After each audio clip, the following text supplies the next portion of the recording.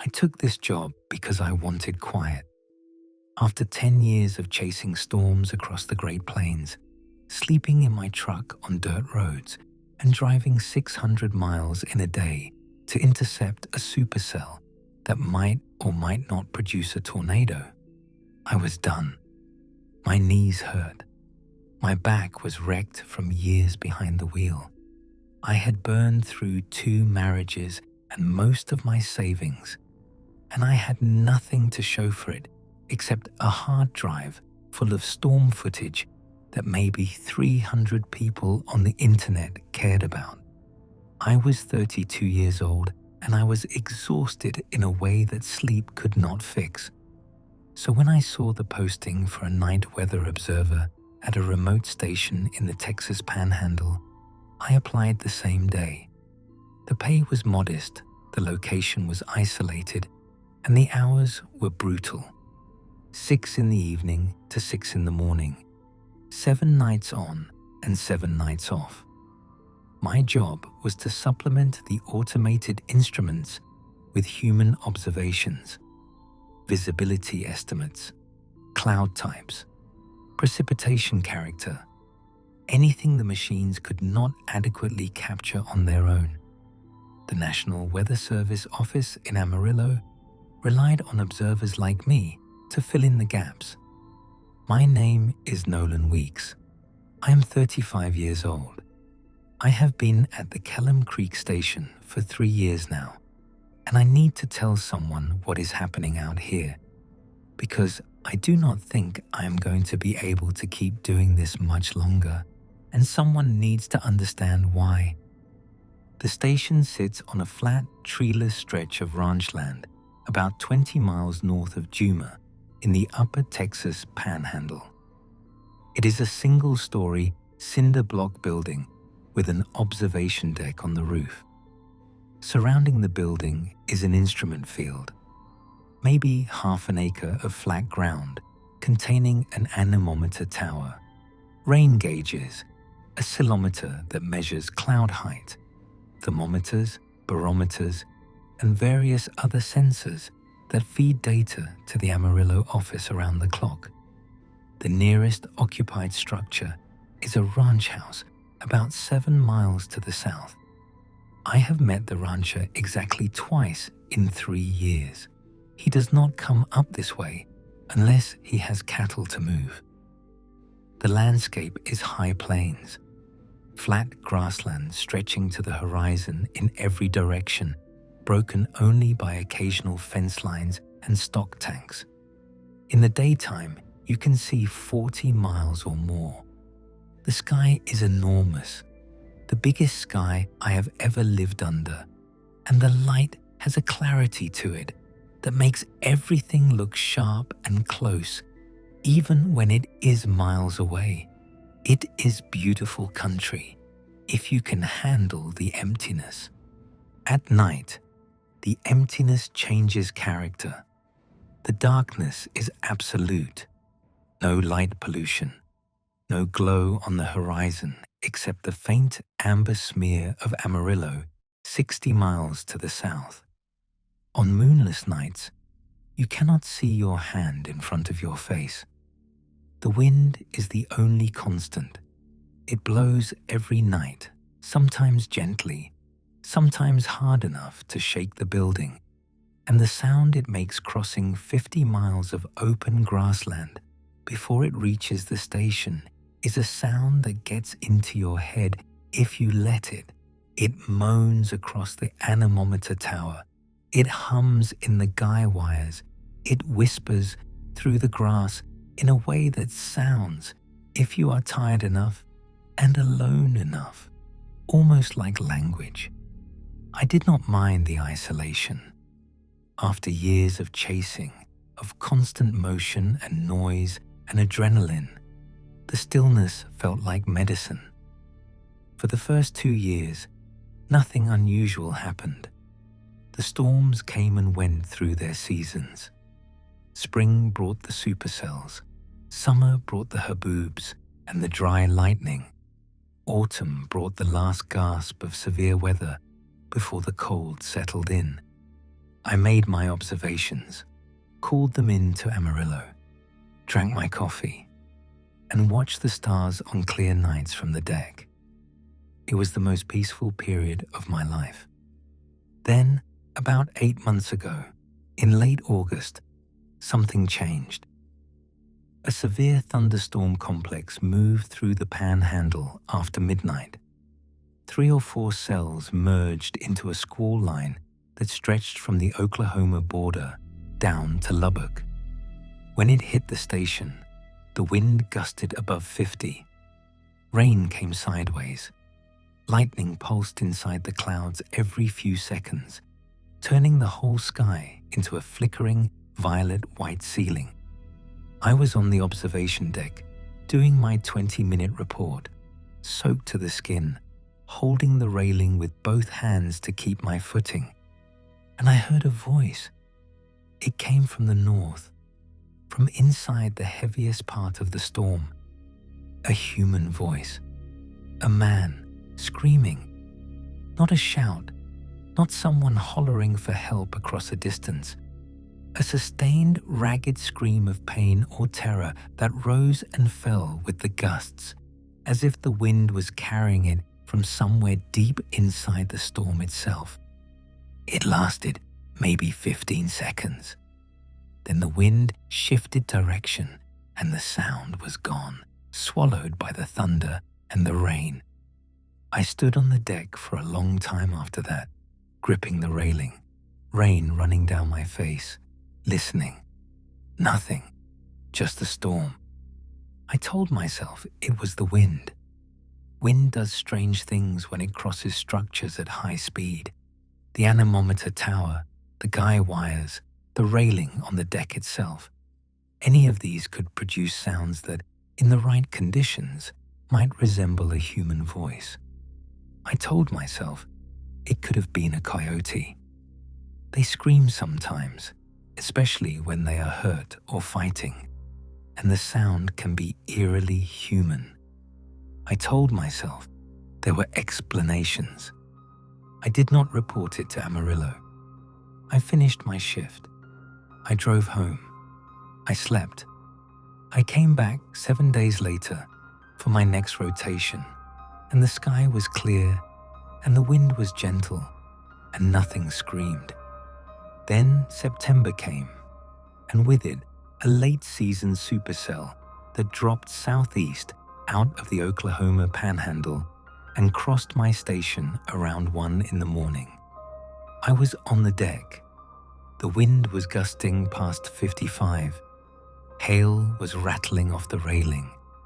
And there it was again, a voice, screaming, coming from inside the storm, from somewhere above me and to the northwest, buried in the roar of the wind, but distinct from it. Not the same voice as before, higher pitched, more desperate. It lasted longer this time, maybe 30 seconds, fading in and out as the gusts shifted. In October, I heard it again. A different storm, a different voice. This time, it was a woman. In November, during a rare late autumn severe event, I heard 2 voices at once. Every major storm system that has crossed the upper panhandle in the past 8 months, I have heard the screams. They are always inside the storm. They are always human. They are always in agony. And they are getting closer. I'm telling you this on a Friday night in late April.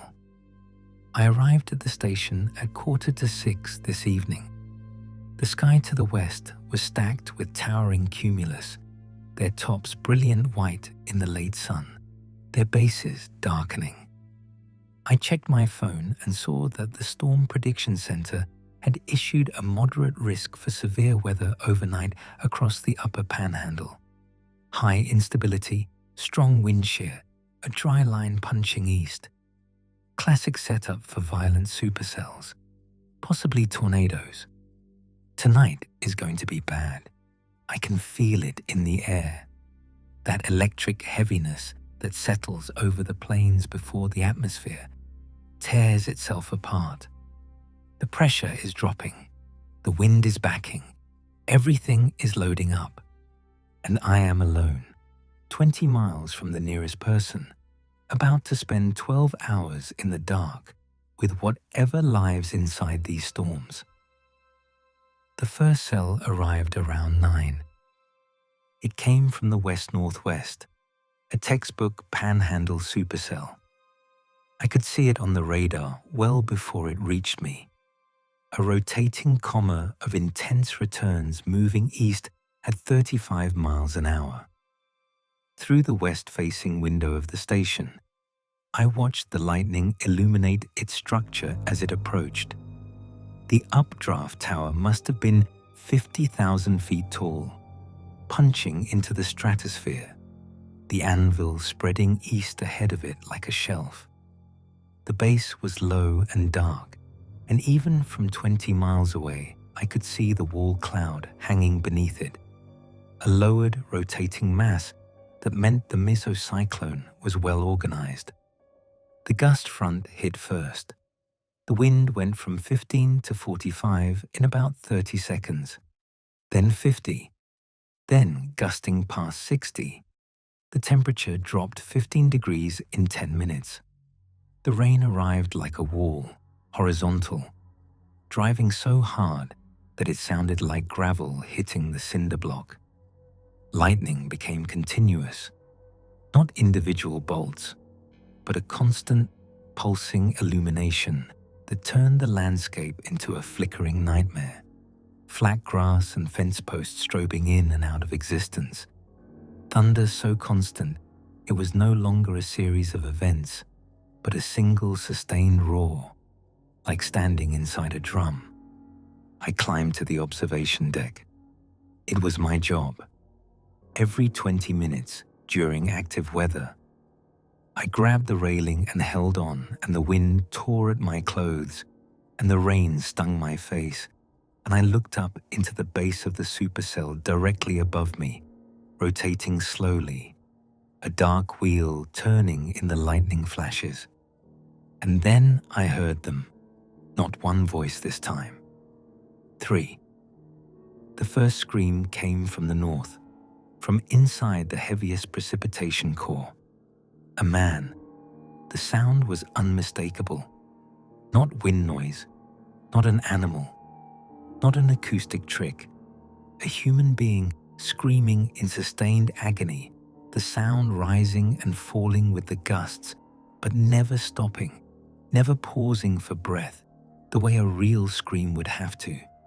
It went on and on, 15 seconds, 20, 30, as if whatever was producing it did not need to breathe. Then a second voice joined it, different pitch, different timbre, also a man, also screaming. The two voices overlapped but did not harmonize. They were independent, each one locked in its own private torment, carried on different currents of wind that braided them together and pulled them apart. Then a third, a woman. Her scream was the worst because it was the clearest, high and sharp, cutting through the deeper male voices and the roar of the storm like a blade through cloth. I could hear her distinctly, and in the spaces between the thunder, I could almost hear words. Almost. Not quite language, but something that was trying to be language. Something that had the shape and rhythm of speech, but was too distorted by the wind to resolve. The three voices screamed together for maybe 40 seconds.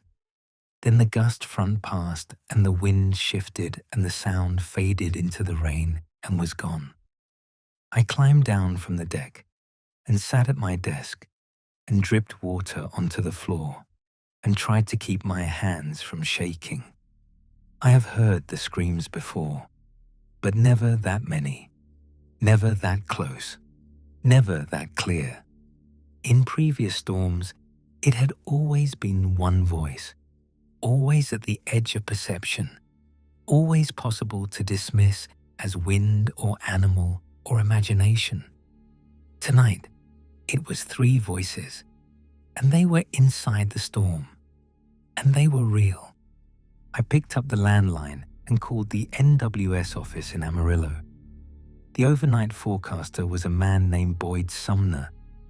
I had worked with Boyd for 3 years. He was sharp, calm, the kind of forecaster you wanted on the other end of the phone when the weather was trying to kill you. I asked him if there had been any reports of people in distress in the storm. Stranded vehicles, people caught outside, anyone who might be in the path of the cells moving through the area. Boyd told me there had been no reports. The area north of my station was open ranch land. There was nobody out there. I almost told him about the screams. The words were right there, sitting on my tongue. But I have a professional reputation with the Amarillo office. They trust my observations. If I told them I was hearing human voices in the storm, that trust would evaporate and it would never come back. So I swallowed the words and thanked Boyd and hung up. On the radar, the first cell was moving east, away from the station. But behind it, a second cell was already developing, and it was stronger. The Storm Prediction Center had just issued a tornado watch for the Upper Panhandle. The returns on the new cell were intense, deep reds and purples on the reflectivity display, and the velocity data showed strong rotation already organizing in the mid-levels. I had maybe 45 minutes before it reached me. I used that time to make a phone call I had been thinking about for months. Ray Dunning was the night observer at Kellam Creek for almost 22 years before I took over. He retired 3 years ago and moved to Amarillo, and I had stayed in touch with him, mostly out of professional respect. Ray knew more about the weather patterns of the Upper Panhandle than anyone I had ever met. He had spent more than 2 decades alone in this building, watching storms cross this exact piece of ground. And if anyone had experienced what I was experiencing, it would be him. I called his home number. He answered on the 3rd ring, his voice gruff with sleep. I apologized for the late hour. He said it was fine, that he never slept well on stormy nights anyway, even from 60 miles south. Old habits. I asked my question carefully. I asked Ray if during his years at the station, he had ever heard unusual sounds during severe storms.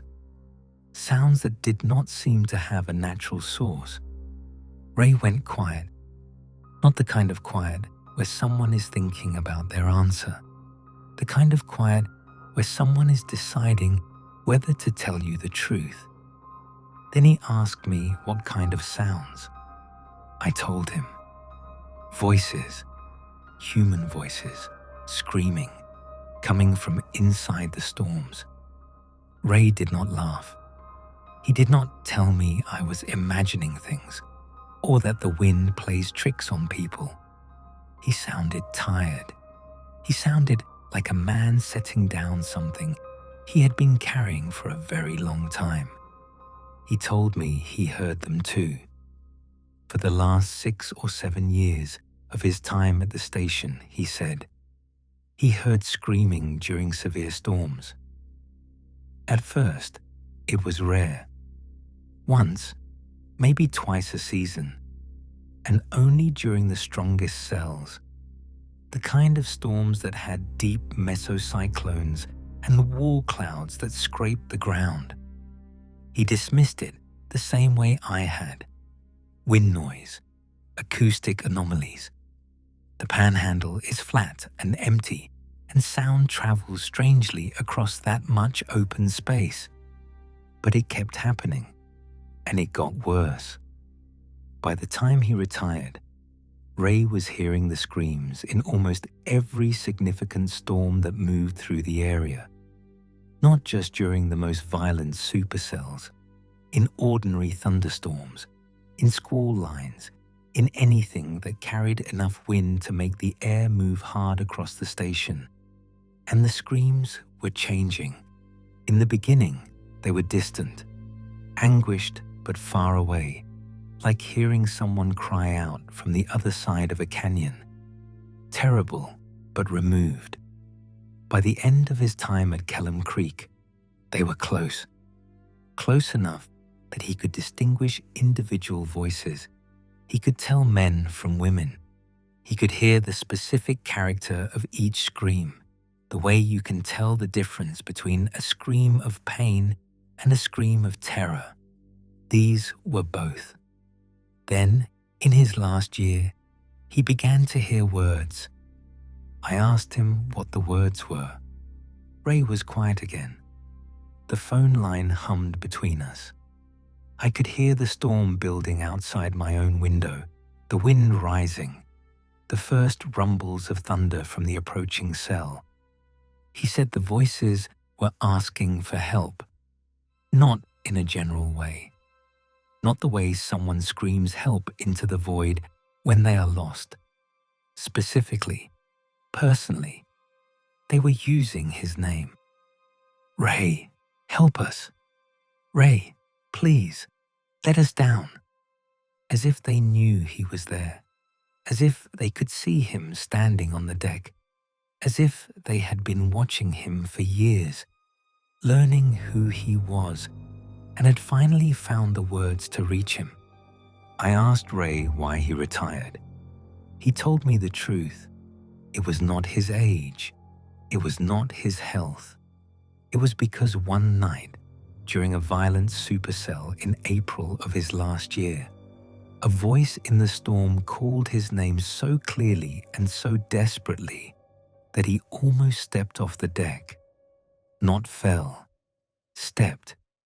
He felt his body leaning forward, felt his hands letting go of the railing, felt himself being pulled toward the voice the way you are pulled toward the edge of a high place, not pushed, but drawn, as if the air between him and the thing calling his name had become a current and he was caught in it. He grabbed the railing at the last second. He went inside. He never went on the deck during a storm again. He filed his retirement papers the next week. Before he hung up, Ray told me one thing more. He said, "When the screams start using your name, do not go outside during storms anymore. Make your observations from the window. Stay inside the building with the door shut, because the voices are not coming from people who are lost. They are coming from something that lives in the storms, and it wants you to come to it." The second supercell hit the station around 11:15. It was significantly stronger than the first. The wind exceeded 70 miles per hour within minutes of the gust front arrival. Hail began falling, marble-sized at first, then growing to quarters, then to golf balls that cracked against the roof like gunshots.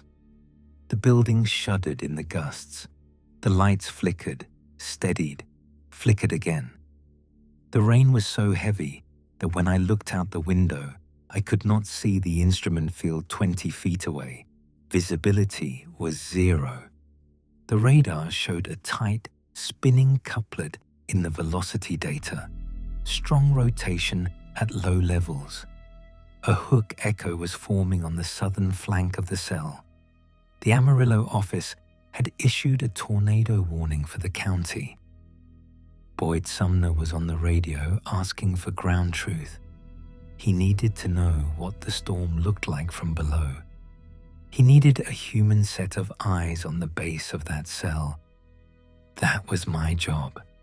That was what I was there for. I thought about what Ray had said. Stay inside. Make observations from the window. Do not go on the deck. But I could not see anything from the window. The rain was too heavy. The instruments were reading wind and temperature and pressure, but they could not tell Boyd whether a tornado was on the ground. Only human eyes could do that, and there were ranches to the east of here, scattered homesteads with families inside. And if a tornado was coming, Boyd needed to know so he could warn them. I climbed the stairs to the observation deck. The wind hit me the moment I cleared the roofline. It nearly took me off my feet. I grabbed the railing with both hands and braced myself, leaning into the gusts, rain and hail driving into my face hard enough to sting. Lightning was constant, not flashes, but a sustained, flickering illumination that lit the underside of the storm in shades of blue and white and violet. I looked up. The base of the supercell was directly overhead. The rotation was visible, a massive dark structure turning slowly above me, the wall cloud hanging low enough that it seemed close enough to touch. The inflow winds were screaming past the station, feeding into the updraft, and the sound was not like wind anymore. It was deeper, thicker, a sound that I felt in my chest more than I heard with my ears. And inside the rotation, where the wall cloud narrowed toward its lowest point, something was trying to descend. A funnel, reaching down from the base of the storm like a finger extending toward the ground, spinning, tightening, not yet touching but close. Then the screaming started, not distant, not faded by wind or muffled by rain.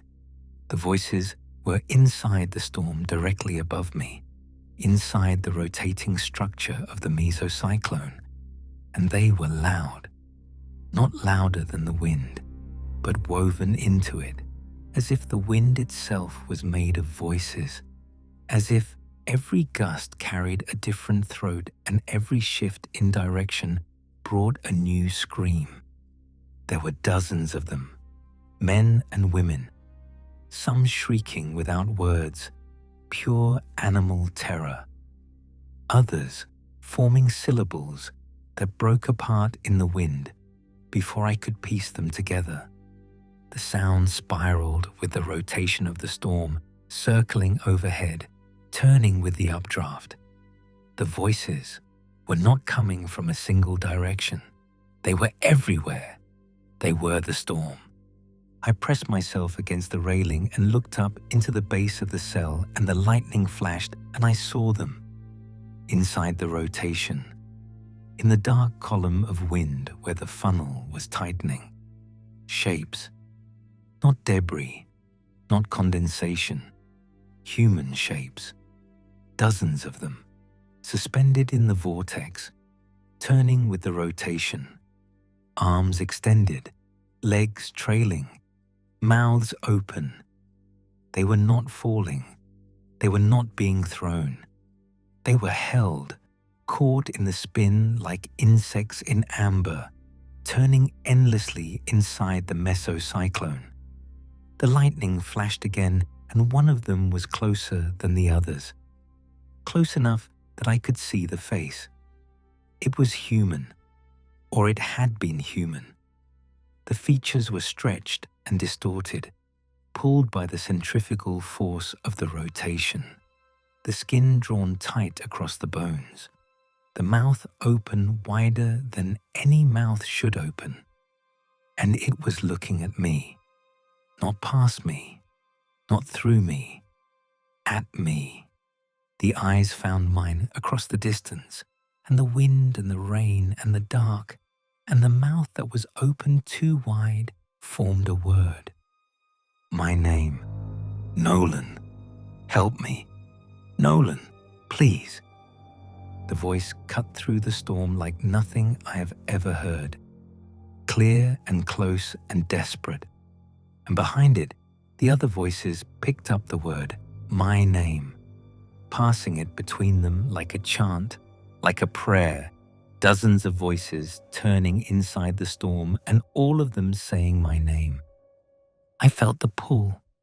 Ray had described it, and I had not understood what he meant until that moment. It was not a physical force. The wind was not dragging me forward. It was something else, something inside my own body, in my own chest, leaning toward the voices, the way a compass needle leans toward north. An urge, a longing, the same feeling I used to get chasing storms, that hunger to get closer, to push into the core of the thing, to see what was inside the violence. That feeling had driven me for a decade. It had ruined my marriages and emptied my bank account and kept me driving into the hearts of storms long after any sane person would have turned around. And now it was pulling me toward the railing, toward the edge of the deck, toward the open sky and the spinning dark and the voices that knew my name. I let go of the railing with my right hand. I do not remember deciding to do it. My fingers just opened. My body leaned forward. The rain hit my face, and it was warm, warmer than rain should be. And the screaming voices above me were so close now, so clear. And they were begging me, pleading with me. And all I had to do was take one step, just one step toward the edge of the deck, and I would be close enough, and the wind would do the rest. Something in the back of my mind, some small, cold, stubborn piece of survival instinct that had kept me alive through a decade of chasing, screamed louder than the voices in the storm. I grabbed the railing again. I dropped to my knees. I crawled across the deck on my hands and knees to the staircase, and I went down the stairs, and I got inside the building, and I slammed the door and locked it, which was stupid because there was nothing to lock it against that a lock could stop. But I did it anyway, because I needed to do something with my hands that was not letting go. The storm roared overhead. The voices continued, muffled by the cinder block walls and the metal roof, but still audible. Dozens of them. My name, over and over, threaded through the wind like a frequency I could not tune out. Nolan, please, help us. Let us down. Nolan. The cell passed. The wind dropped. The voices faded. The silence that followed was so complete that I could hear my own heartbeat in my ears and the drip of rainwater from the eaves and nothing else. I sat at my desk for a long time. Then I called Ray. I told him what I saw. The figures in the rotation. The face that looked at me. The voices using my name. He listened without interrupting. When I finished, he told me something he had held back during our first conversation. He said he saw them too. Once, during his final storm at the station, he looked up into the base of a supercell and the lightning showed him what was inside. People, turning, alive, but not alive, caught in something that was not just wind. Ray said he had spent his retirement thinking about it. He said he did not have an explanation, only a belief. He believed that the storms in this part of Texas have carried something for a very long time. Maybe as long as there have been storms on the high plains. Something that exists only inside severe weather, in the rotation of supercells, in the cores of tornadoes. And it collects people. Not many, not often. A ranch hand caught in the open during a storm 50 years ago. A traveler on an empty highway who pulled over and never arrived at their destination. A storm chaser who got too close to the wrong cell and whose vehicle was found empty on a county road the next morning. People who disappeared during severe weather and are never found, and whose absence is attributed to the storm, to the violence of the wind. But they were not killed by the storm. They were taken into it, pulled into whatever lives inside the rotation, and they are still there, still alive in some terrible way that is not really alive, still turning inside every supercell that forms over the panhandle, screaming for help that will never come, because the help they are asking for would only add another voice to the chorus. And now the thing in the storms knows I'm here. It has learned my name the way it learned Ray's name, by watching, by listening, by turning above the station year after year and studying the man on the deck who stands in the wind and looks up into the heart of it. It knows me. It will call for me every time the weather turns severe, and the temptation to answer, to go to the edge and lean into the pull and let the wind take me, will grow stronger each time. Ray told me to quit. Leave the panhandle. Find work somewhere flat and dry where the storms do not rotate and the wind does not carry voices. He said the thing in the weather is patient, but it is also persistent, and once it knows your name, it does not forget. Because eventually, during some future storm, on some dark night, when you are tired and alone, and the voices sound more like a promise than a threat, you will go to them. I finished my shift that night. I made my remaining observations from the window. 2 more cells passed through before dawn, both weaker than the second, but I heard the voices in each of them, faint, distant, but present, and in every lull between the storms, in the silence that settled over the station when the wind briefly dropped, I thought I could still hear them, just barely, turning somewhere high above me in the dark.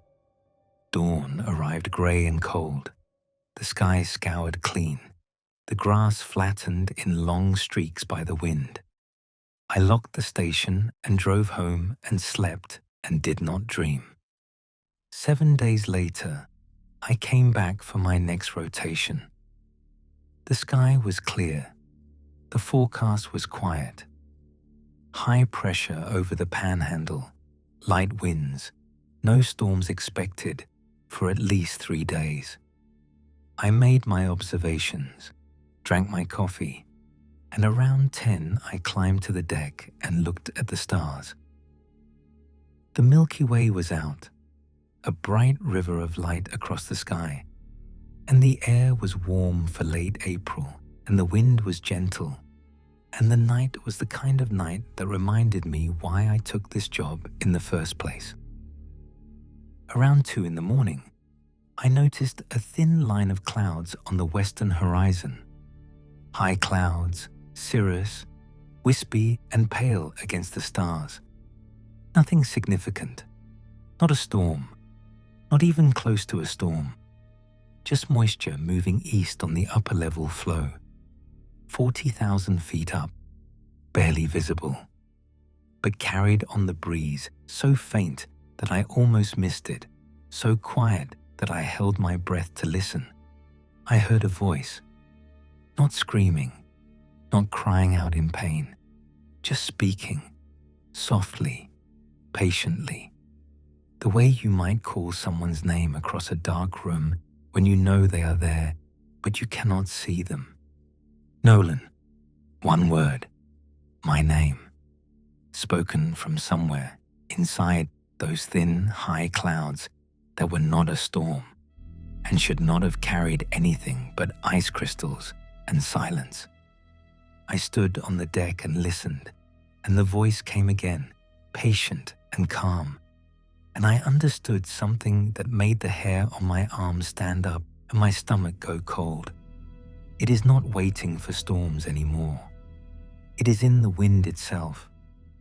It is in the sky above the panhandle every night, turning slowly in the upper atmosphere, and it does not need the violence of a supercell to reach me now.